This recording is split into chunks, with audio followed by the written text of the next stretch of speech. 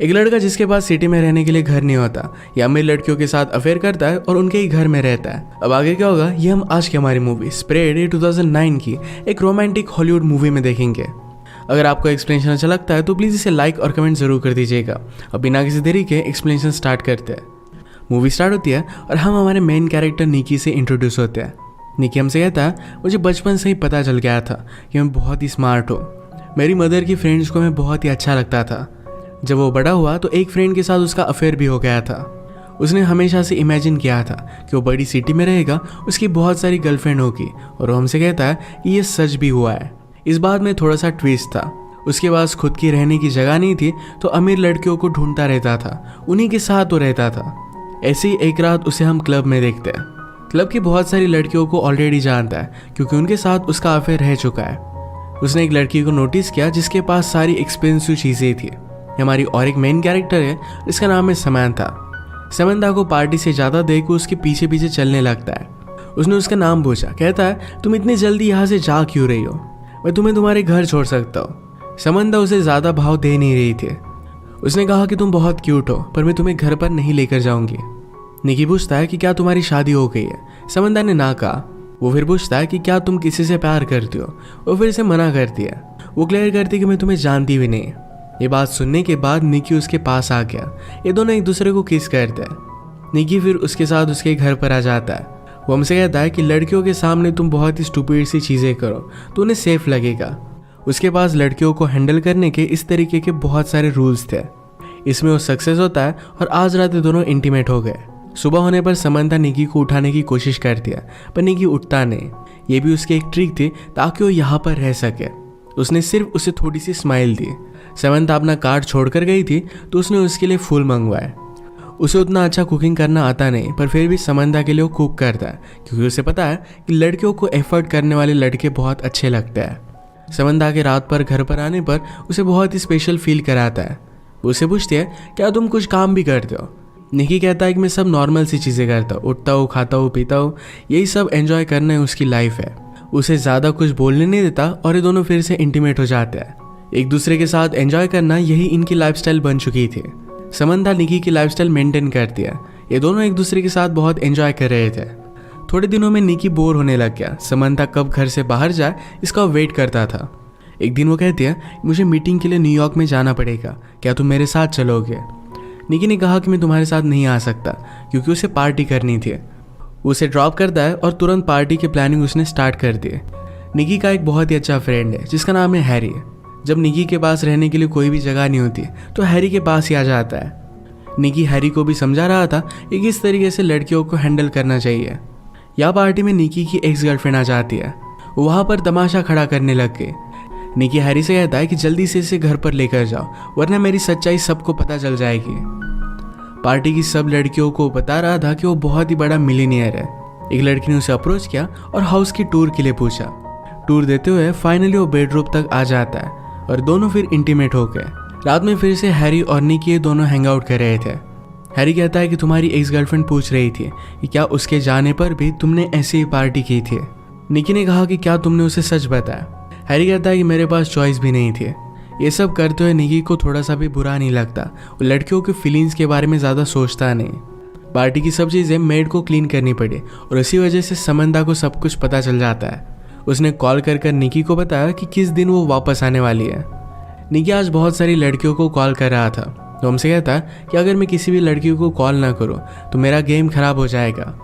उसे हमेशा प्रैक्टिस करनी पड़ती है। ऐसे ही अपनी एक पुरानी फ्रेंड को घर पर बुला लेता है। फ्रेंड पूछती है कि तुम अब किसको फंसा रहे हो। ये दोनों एक दूसरे को बहुत टाइम से जानते थे। वो निकी को पूरी तरह पहचानती थी। उसने कहा कि तुम अगर ऐसे ही करते रहे तो 10 साल में तुम्हारा हाल बहुत ही बुरा होगा। ये सब करने से तुम्हें कोई भी खुशी नहीं मिलती। हम दोनों के बीच में जो भी था ये बहुत ही अच्छा था। उसे निकी के लिए फीलिंग्स थे। उससे कमिटमेंट चाहती थी पर निकी इस बात को थोड़ा सा भी सीरियसली लेता नहीं। ये दोनों फिर इंटीमेट हो गए। वो उससे पूछती है कि क्या हम हमारी रिलेशनशिप को और एक चांस दे सकते हैं। निकी उसे कोई भी जवाब नहीं देता। उस लड़की ने आज रियलाइज़ किया था कि निकी एक्चुअल में उसके लिए कोई भी केयर नहीं करता। समंथा निकी को रंगे हाथ पकड़ने के लिए एक दिन जल्दी आ जाती है। निकी किसी और लड़की के साथ था और उसे इसके लिए वो सॉरी कहता है। उस पर बहुत गुस्सा हो गई थी। निकी कहता है कि मैंने तुम पर चीट नहीं किया है। हम दोनों के बीच में जो भी है, हमने इसे कोई भी लेबल नहीं दिया है। इन्हें पता था कि एक दूसरे से प्यार नहीं करते। झगड़े में ही डिसाइड करते हैं कि फ्रेंड्स विद बेनिफिट्स रहेंगे। फिर से दोनों अपना अफेयर कंटिन्यू करते हैं। एक दिन एक कैफ़े में निकी को एक लड़की पसंद आई जिसका नाम था हैदर। उससे वो बात करने की कोशिश करता है पर हैदर उसके हाथ में नहीं आती। उसने उसे अलग अलग डेट्स के लिए पूछा पर हर बार उसे मना कर देती है। निकी ने जाते जाते अपना नंबर बिल पर लिखा। कुछ भी पे ना किए हुए वैसे वो चला जाता है। कैफ़े में एक डिलीवरी मैन था जो निकी का पता जानता था। तो अगली सीन में हैदर डायरेक्टली उसका पता निकाल कर घर पर आ जाती है। उसने कहा कि तुम अपने आप को समझते क्या हो, मेरे पैसे वापस करो। गुस्से में पैसे लेकर वो चली जाती है। नेक्स्ट सीन में समंथा ने निकी के पास आने की कोशिश की पर उसे ज़्यादा रिस्पॉन्स नहीं देता। अगले दिन निकी अपने फ्रेंड को हैदर के कैफ़े में लेकर आया ताकि उसे हेल्प कर सके। निकी ऐसा दिखाने की कोशिश कर रहा था कि वो बहुत इंपॉर्टेंट है। उसे बहुत सारे मीटिंग से कॉल आते हैं। उसका फेक कॉल भी बजने लग जाता है। बाहर रॉन्ग पार्किंग में उसे पार्किंग टिकट मिल रहा था। उसके पास ज़्यादा पैसे नहीं थे तो लेडी ऑफिसर से वो फ्लर्ट करने लगता है। हैदर ये देखकर बहुत हंसी। समंथा नोटिस करती कि निकी का उस पर ज़्यादा ध्यान नहीं है। अगले दिन निकी अपने फ्रेंड हैरी के साथ था। हैरी का रूम स्मेल करता है तो इस बात का निकी ने मजाक उड़ाया। इस बात पर वो गुस्सा होकर निकी को बाहर निकाल देता है। एक दिन हैदर ही निकी को कॉल कर दिया। आज रात उसके साथ डेट पर जाना चाहती थी। वो डेट पर ज़रा लेट आई। जब ये दोनों बात कर रहे थे तो अचानक से उसे किसी का कॉल आ जाता है। कॉल पर उसने अदर पर्सन को मंकी कहा। इस कॉल के तुरंत बाद वो यहाँ से जाने लग गए। निकी उस पर गुस्सा हो गया पर वो डायरेक्टली चली जाती है। एक दिन समंथा निकी से पूछती कि क्या तुम्हारा किसी के साथ अफेयर चल रहा है। वो इसके लिए उसे मना करता है। समंथा ने कहा कि मुझे हॉस्पिटल छोड़ दो। वो हॉस्पिटल क्यों जा रही थी ये उसे नहीं बताती है। आज़ाद हैदर ने फिर से निकी को कॉल किया। उसे पूछती है कि क्या तुम अकेले हो। इसके तुरंत बाद वो डायरेक्टली उसके स्विमिंग पूल में थी। निकी ने कहा कि तुमने उस दिन बहुत ही अजीब किया था और ये मंकी कौन है। हैदर ने कहा कि मैं मेरे छोटे ब्रदर को मंकी बुलाती हूँ। वो एबनॉर्मल है तो उसी की केयर लेने के लिए मैं गई हुई थी। ये बात कहकर हैदर रोने लग गए। निकी को उसके लिए बुरा लगता है। इसके बाद ये दोनों इंटीमेट हो जाते हैं। एक दूसरे के बारे में बहुत सारी चीज़ें जान लेते हैं। सुबह होने पर स्ट्रीट की क्लीनिंग चल रही थी। हैदर सोई हुई थी तो उसकी गाड़ी निकी को मूव करनी पड़ती है। निकी ने रियलाइज़ किया कि हैदर के पास बहुत ही एक्सपेंसिव कार है। जो भी कल रात उसने निकी से कहा था ये सब कुछ झूठ था। जिस तरीके से निकी लड़कियों को फंसाता है उसी तरीके से हैदर रिच आदमियों को फंसाती है। ये सब कुछ निकी समझ गया और उसे घर से निकाल देता है। 2 दिनों के बाद समंथा हॉस्पिटल से वापस आई। उसने अपने प्राइवेट पार्ट की सर्जरी की थी। उसे रेस्ट की ज़रूरत थी तो रात में निकी क्लब पे चला गया। रात भर वो किसी और लड़की के साथ था तो इस वजह से समंथा बहुत ही ज़्यादा गुस्सा हो जाती है। निकी भी उससे बहुत ही परेशान हो गया था। वो कहता है अब हम दोनों एक साथ नहीं रह सकते। समंथा का गुस्सा शांत होने के बाद निकी ने कहा तुम्हें भी और कोई मिल जाएगा।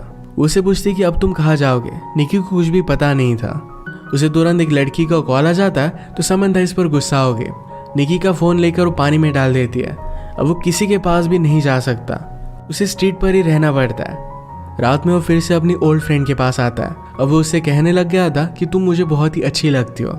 इस बात पर वो थोड़ा सा भी बिलीव नहीं करती। उसने कहा कि तुम अगर एक्चुअली मेरे बारे में केयर करते तो मेरी लाइफ में चल क्या रहा है इसके बारे में पूछते। वैसे भी वो किसी और के साथ अब रिलेशनशिप में थी तो निकी के साथ नहीं रह सकती। निकी फिर अपने फ्रेंड हैरी से मिलने के लिए क्लब में आया। हैरी अपने और एक दूसरे फ्रेंड के साथ था। क्लब में काम करने वाली लड़कियों के साथ वो फ्रेंड बहुत ही बदतमीजी से पेश आता है। इस बात से निकी का उससे झगड़ा हो गया और वो बाहर आ गया। हैरी ने कहा कि तुम ये कर क्या रहे हो। निकी ने कहा कि इस तरीके से बिहेवियर अच्छा नहीं होता। हैरी कहता है कि तुम भी एक्चुअल में लड़कियों की फीलिंग्स के बारे में कुछ भी नहीं जानते। मैं मेरी सिस्टर को तुम्हारे पास आने भी ना दूँ। निकी उसकी सिस्टर को लेकर एक गंदी बात करता है और इस वजह से हैरी और निकी में भी फाइट हो गई। अब वो उसके साथ भी नहीं रह सकता। उसने और एक क्लब में जाने का ट्राई किया पर ये प्राइवेट पार्टी थी तो इस वजह से वो जा नहीं पाता। रात में वो अपनी मदर को कॉल करता है। इस सिटी में आने के बाद वो अपने घर पर गया ही नहीं था। मदर पूछती कि क्या वहाँ पर तुम कुछ काम कर रहे हो। निकी इसका जवाब नहीं देता तो उस वजह से मदर भी उस पर गुस्सा थी। एक दिन वो एक होटल पर जाकर वहाँ की एक रिच लेडी के साथ फ्लर्ट करता है। ये सब करते हुए हैदर ने उसे देख लिया। उसके पास आई तो निकी ने जो भी उसके साथ किया था इसके लिए उसे सॉरी कहता है। हैदर कहती कि मुझे तुम्हारी सिचुएशन के बारे में पता है, हम दोनों एक जैसे ही है। निकी के पास खाना खाने के भी पैसे नहीं थे तो फिर हैदर उसे अपने घर पर लेकर गई। उसके प्रीवियस बॉयफ्रेंड के साथ उसका भी ब्रेकअप हो गया था। आज वो कुछ कॉल्स लगाती है तो रात में उसकी डेट फिक्स थी। डेट से वापस आने के बाद उसने निकी के साथ टाइम स्पेंड किया। हेदर को अपनी एक फ्रेंड का कॉल आता है कि एक बहुत ही रिच मिलियनियर है और उसका अभी भी ब्रेकअप हुआ है, तुम जाकर वहाँ पर ट्राई कर सकते हो। हेदर फिर निकी को भी उस पार्टी में लेकर जाती है। उस मिलियनियर को पटाने के लिए निकी हेदर को हेल्प करता है, उसे हंसने के लिए कहता है, उसके साथ डांस करने के लिए कहता है। मिलियनियर की नज़र हेदर पर पड़ी और फिर ये दोनों बात करने लग गए थे। पार्टी के बाद निकी कहता है कि तुम उससे जितने भी पैसे लोगी उसका मुझे कुछ कट चाहिए। हेदर उसे साफ साफ मना कर देती है। रात में उसने काउच पर सोने के लिए कहा। थोड़ी देर में निकी उसके पास आ गया। वो कहता है कि हम दोनों एडल्ट्स हैं, एक दूसरे पर कंट्रोल तो कर ही सकते हैं। स्लोली उसके पास आ जाता है और फ्लर्ट करने लग गया। इसके बाद दोनों इंटीमेट हो गए। एक दूसरे के साथ जब भी होते हैं तो बहुत ही ऑनेस्ट होते हैं। एक रात डिनर करते वक्त निकी को एक लड़की ने पहचान लिया, उसके साथ बहुत ही बुरा बर्ताव कर दिया। ये बात हेदर को उतनी अच्छी नहीं लगी। वो निकी के सारे हालात समझ लेती है। ये दोनों फिर एक दूसरे के साथ बहुत सारा टाइम स्पेंड करने लग गए थे। हेदर का किसी और आदमी के साथ बाहर जाना ये निकी को अच्छा नहीं लगता। एक दिन हेदर को अपने एक बॉयफ्रेंड से इन्वॉल्व मिला जिसमें उसे शादी के लिए पूछा गया था। इसके बारे में वो निकी से कहती है, उसने कहा कि मैंने अभी अभी उससे ब्रेकअप किया है। निकी इस बात से सरप्राइज था क्योंकि इस बॉयफ्रेंड के बारे में उसे कुछ भी पता नहीं था। वो कहती कि वो बहुत ही ज़्यादा अमीर है। निकी पूछता है, तुमने फिर उसके ब्रेकअप क्यों किया? समंता ने कहा, क्योंकि मैं तुमसे बहुत ही प्यार करती हूँ। अब इस सिचुएशन में क्या किया जाए, इसका निकी के पास कोई भी प्लान नहीं था, तो यहाँ से वो चला जाता है। घर आने के बाद उसे पता चला कि समंता न्यूयॉर्क जा रही है। उसे रोकने की कोशिश करता है पर वो जा चुकी थी। अगले दिन ग्रोसरी लेते हुए उसे अपनी एक फ्रेंड मिली जो बहुत ही ड्रंक थी। उसे इस हालत में ड्राइव करने नहीं दे सकता था तो उसे घर छोड़ने के लिए आ जाता है। इसी मोमेंट पर उसे समंता का कॉल आया। वो कहता है कि प्लीज़ घर पर वापस आ जाओ, मैं कुछ जॉब्स वगैरह कर लूँगा और हम कुछ ना कुछ तो फिगर आउट कर ही लेंगे। समंता ने उस लड़की की आवाज़ फ़ोन पर सुनी और वो गुस्से में फ़ोन रख देती है। निकी को कुछ भी समझ में नहीं आ रहा था कि अब उसे करना क्या चाहिए। उसने हेदर की रूममेट से बात की। उसे एडवाइस करती है कि अब तुम्हें कमिटमेंट दिखानी चाहिए, तुम उसके लिए रिंग वगैरह लेकर जाओ, शादी के लिए उसे प्रपोज करो। निकी को भी आइडिया बहुत ही अच्छा लगता है। वो अपने फ्रेंड हैरी की मदद लेकर एक रिंग बाय करता है। न्यूयॉर्क पहुंचने पर वो देखता है कि हेदर अब एक बहुत ही बड़े हाउस में रह रही थी। उसने उसे समझाया कि ये जो सब चीज़ें तुम कर रही हो इसमें से कोई भी रियल नहीं है, तुम उसके साथ खुश रह नहीं पाओगी। समंता कहती कि हमारे पास कुछ भी पैसे नहीं है, तुम सिर्फ वादे करते हो और उसके बाद तुम कुछ एक्शन नहीं लेते। इसी बात से वो बहुत ही ज़्यादा डरती है। उसने उसे यह भी बताया कि अब मेरी शादी हो गई है। निकी कहता है कि तुम उससे डिवोर्स ले सकती हो। समंता ने उसे क्लियर किया कि ये सब चीज़ें वो खुद चाहती है, उसे डिवोर्स नहीं ले सकती है। उसका हस्बैंड घर आता है तो समंता ने कहा कि इस डिलीवरी बॉय को उसकी टिप दे दो। इस सब से निकी का हार्ट ब्रेक हो गया। वो अब डिसाइड करता है कि ऑनेस्टी से अपनी ज़िंदगी बिताएगा। एक्चुअल में डिलीवरी बॉय का काम उसने ले लिया था। एक दिन वो समंता के घर पर भी डिलीवरी देने के लिए आया। ये एक दूसरे को ख्याल रखने के लिए कहते हैं। निकी हमसे कहता है, इस सिटी में सपने लेकर मेरे जैसे बहुत सारे लड़के आते रहते हैं। कुछ दिनों के बाद वो वापस चले जाते हैं, पर मैं यहाँ से जाने वाला नहीं। यहाँ रहकर वो ऑनेस्टली फाइट करेगा। रियल प्यार को ढूंढने के लिए वो होपफुल था और इसी के साथ ये मूवी एंड होती है। फाइनली वो सुधर चुका था। अगर आपको एक्सप्लेनेशन अच्छा लगा तो प्लीज़ इसे लाइक